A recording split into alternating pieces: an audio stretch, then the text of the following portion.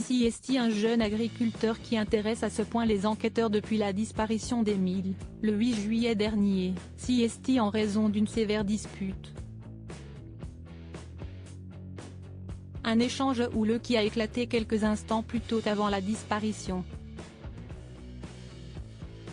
Le petit Émile s'est volatilisé depuis le 8 juillet dernier, dans le minuscule hameau du Haut-Vernay. Cet endroit, le petit garçon s'y trouvait en vacances avec sa famille, dans la maison qui possède ses grands-parents maternels. Alors que l'enquête semble ne pas avancer, voilà qu'un fait pourrait bien être important dans le cours des choses, ce jour-là. En effet, une dispute a éclaté le matin même de la disparition d'Émile, au hameau du Vernay, nous apprend BFM d'ici, ce jeudi 26 octobre.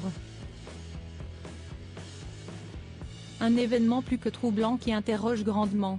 Cette affaire qui a poussé les enquêteurs à se focaliser de longs jours sur la perquisition du domicile d'un jeune agriculteur. Rappelons en effet que si aucune piste n'est privilégiée, la maison perquisitionnée, qui n'a rien donné, est celle où vit un adolescent qui habite le hameau rapidement suspecté suite à la dénonciation de certains habitants. Ce jeune agriculteur avait eu un accident l'année d'avant avec son tracteur. Donc forcément ce sont des choses auxquelles on se raccroche, apprenait-on d'une journaliste du Parisien. Un gamin de 16 ans marqué par l'interrogatoire mais qui avait en fait été ciblé en raison de sa dispute avec un membre du clan du petit Émile, 2 ans et demi. Le grand-père dans un état de rage, un échange vif et houleux entre deux personnages clés de cette triste affaire, le grand-père du petit garçon et Romain, le jeune agriculteur.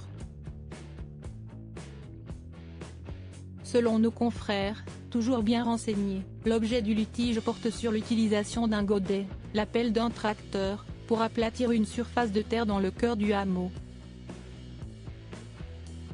Des travaux qui auraient été menés quelque temps avant le samedi 8 juillet devant l'habitation de Marc, le cousin de Romain, rapporte BFM d'ici.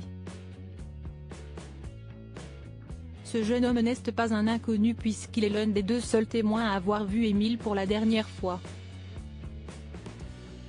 Et le grand-père d'Émile, à la personnalité si autoritaire, s'est mis dans un état de rage lorsqu'il a découvert que ses travaux avaient dégradé l'un de ses murs.